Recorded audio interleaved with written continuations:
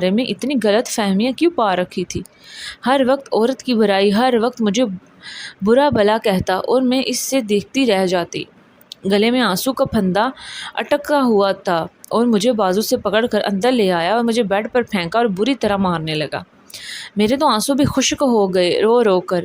وہ وہیں آرام سکون سے سو گیا اور میں اپنے زخموں پر مرہم لگانے لگی۔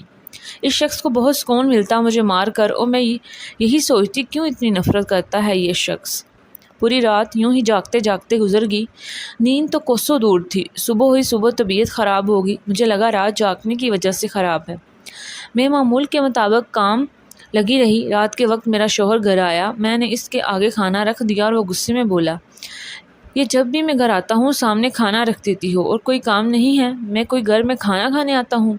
وہ غصے میں بولا، میں نے پہلے دفعہ اس کے سوال میں جواب دیا، کھانے کے علاوہ مارنے بھی آتے ہیں۔